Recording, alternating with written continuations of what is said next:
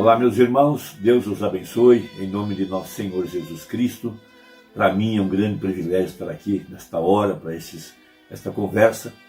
E hoje eu quero meditar um pouco em Efésios capítulo 5, na grande promessa que o Senhor Jesus Cristo tem para a igreja desses dias, a verdadeira igreja apostólica, a verdadeira igreja que estaria continuando a obra que Deus começou com o anjo de Malaquias 4, o mesmo anjo de Apocalipse 10:7. Jesus Cristo disse: minhas palavras são espírito e vida. Nós sabemos que Deus vive em sua palavra. Nenhuma palavra que saiu da boca de Deus voltará vazia, mas ela cumprirá o propósito para o qual Deus a predestinou. E cada um de nós que temos os nossos nomes no livro da vida do Cordeiro, temos promessas para as nossas vidas, e somente aquilo que está predestinado por Deus é o que vai acontecer. Por isso Davi, no Salmo 139, ele capta esse mistério e coloca isso ali neste salmo. Então, nós sabemos que o tipo de pessoa que Deus vem, ou que Deus procura, ou que Deus vai se revelar nesses dias após o ministério profético do anjo de Malaquias 4, são pessoas escriturísticas, pessoas que seguirão a palavra e crerão em cada palavra que está escrita para esta hora. Então Deus terá como se manifestar a estes através de sua palavra, porque não haveria sentido em Jesus se referir em Mateus 4, que nem só de pão viverá o homem, mas de cada palavra que sai da boca de Deus, e depois ele mesmo não sustentar sua palavra. Veja, Jesus Cristo disse: de mim está escrito no livro. Ele sempre dizia: para que se cumpra a Escritura. Então ali estava Jesus Cristo, o mesmo ontem, hoje e eternamente, o mesmo Deus do Velho Testamento, para viver de cada palavra que estava na Escritura. Por isso temos em São João 13, na hora do lava-pés, quando ele disse que aquele que come o pão comigo virou contra mim o seu calcanhar.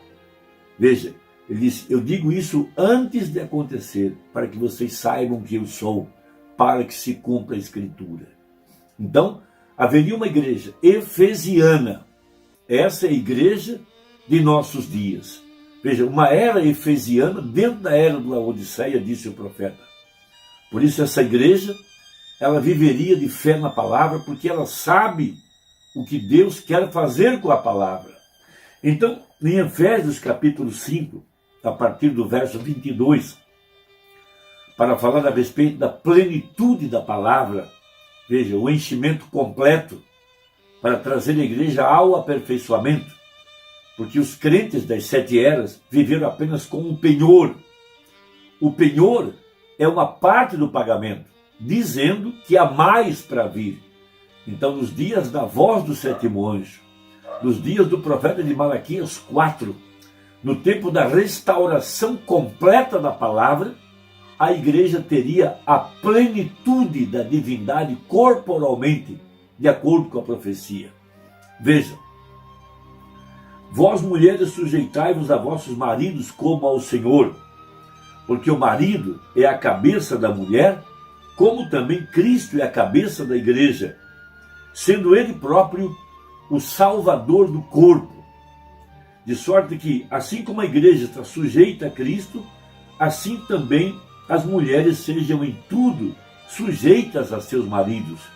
Vós, maridos, amai vossas mulheres como também Cristo amou a igreja e a si mesmo se entregou por ela, para a santificar, purificando-a com a lavagem da água pela palavra.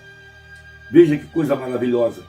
Para apresentar a si mesmo igreja gloriosa, sem mácula, nem ruga, nem coisa semelhante, mas santa e irrepreensível. Que promessa extraordinária para a igreja aqui do tempo do fim, essa igreja que será arrebatada, uma igreja que captou o mistério.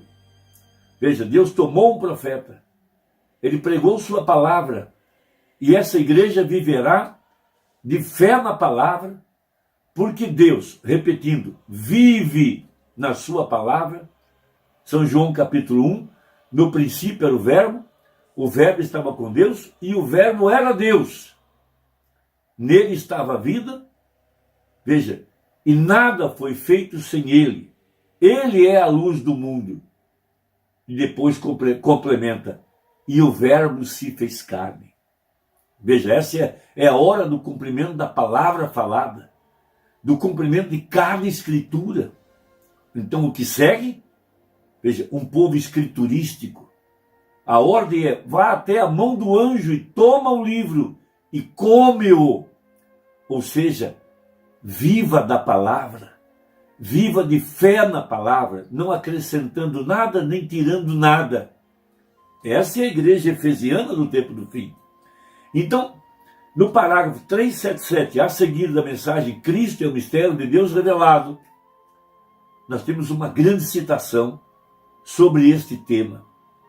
Veja, estamos ainda nos reportando a Gideão, quando ele colocou o velo de lã de noite na rua e pediu para que Deus o encharcasse de orvalho. E na manhã seguinte o velo estava encharcado, ele espremeu o velo e obteve um copo cheio do orvalho, uma clara significação da plenitude do Espírito Santo vindo sobre a igreja, que vem após a saída do profeta. Homens escriturísticos, que podem viver de sinais escriturísticos e do Deus escriturístico, da palavra que saiu da boca de Deus. Veja, e por conseguinte, um povo ungido, veja, com o mesmo Espírito, homens liderando a igreja através da palavra, seguida por uma igreja que seguirá a palavra. Esta é a profecia, uma igreja sem mancha, sem ruga, irrepreensível, vivendo de fé na palavra, uma igreja onde a palavra está materializada. Essa é a profecia. Então veja, parágrafo 377, agora ele santificou com o seu espírito e sangue uma igreja, para que ele pudesse fazer com que cada promessa nesse último dia fosse revelada. Agora veja, ele pôde voltar e pegar o que estes outros companheiros descontinuaram aqui, nestes últimos dias, e pelo seu Espírito Santo revelar todo o mistério dos 7 selos. Veja, ele está expressando a si mesmo. Esse é o seu propósito. Eis porque ele morreu. E essa é a segunda parte de sua tríplice manifestação. Primeiro, Deus em Cristo. Cristo é o Espírito Santo, através do seu profeta. Veja, primeiro Deus. Primeiro para se expressar em Cristo, logo se expressar para a igreja. E a mesma coisa, Cristo era a palavra, e a igreja se torna a palavra quando ela deixa a palavra fluir através dela.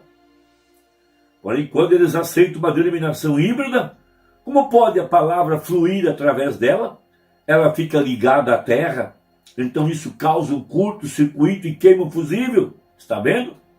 Porém, quando a corrente está fluindo, veja, livremente, a palavra de Deus, ela expressa a si mesma.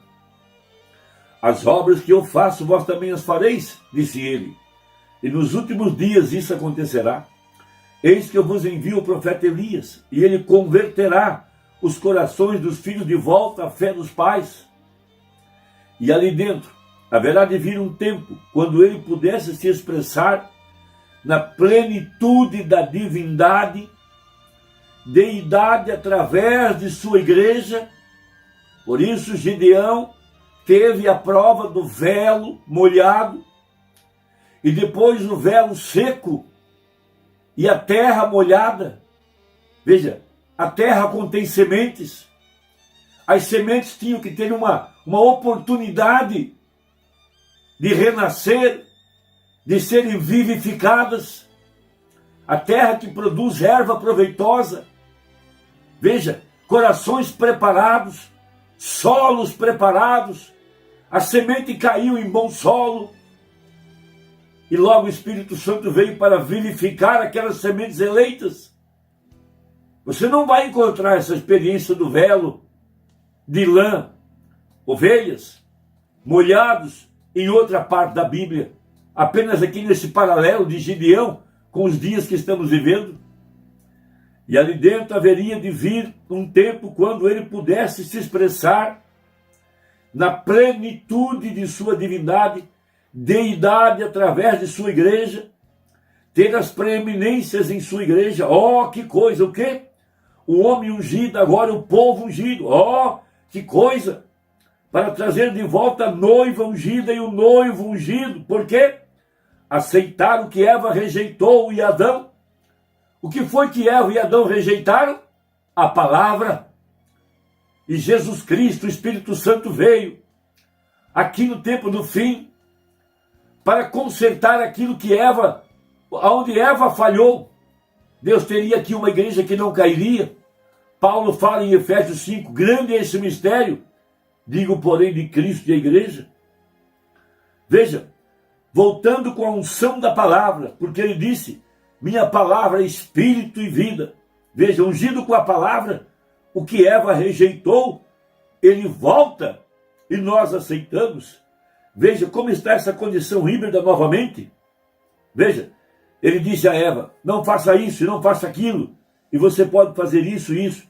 E Satanás disse, oh, você sabe, você não morrerá. Porém ela se voltou e deu ouvidos a ele. Mas a Eva do último dia não vai fazer isso, porque ela foi predestinada para não fazê-lo. Sim, Senhor, Deus vai fazer isso, ela sabe. Ele a terá. Ele disse que sua igreja, veja, ali estaria sem mancha, nem ruga. Ela vai permanecer ali no esplendor dele. Sua palavra manifesta. Essa que é a profecia para esta hora. A continuidade da palavra. Deus manda um profeta. Ele leva a igreja de volta à fé original. Depois se revela, Deus se revela em carne humana, a terceira etapa, para um grupo eleito, redimido, que pode tomar a palavra, rasgar o véu e saber que Deus estava, a deidade estava em carne humana. Então sai de cena Deus em carne humana e fica a palavra. E agora Deus quer tomar essa igreja que viverá da palavra. Ele tem prometido. Ela estará pronta de pé, sem mancha, sem ruga, sem dúvidas, sem incredulidade, sem dogmas, sem credo. A palavra manifestada. Irmão, espero que isso clareie o assunto para você. Que Deus possa te abençoar. Que Deus possa vivificar isso em seu coração. Pois a hora que estamos vivendo é uma hora profética, uma hora importante, onde a verdadeira igreja está vivendo de fé na palavra, porque a igreja sabe o que o Espírito quer fazer com a palavra. Veja, a igreja que seguiu após os dias de Moisés, Josué, o tipo de crente que permanece com a palavra. A ordem era, não te desvie nem para a direita nem para a esquerda, ou seja, não tire nem acrescente. Persiste em ler. Medita dia e noite, porque tudo que você tem que fazer, em outras palavras, está aqui no livro. As fronteiras já estão demarcadas, cada tribo já terá a sua herança. Aqui estão as promessas, aqui estão todas as bênçãos. Persiste em fazer o que está escrito. É a mesma comissão que Gideão teve, e é a mesma condição que nós estamos tendo, a mesma comissão que nós estamos tendo, permanecer com a mensagem, e a palavra por si só se expressará. Deus te abençoe, Deus te guarde, Deus te ajude. Deixa aí o seu comentário, quero saber se está ajudando. Até a próxima, se Deus quiser, em nome de Jesus. Amém.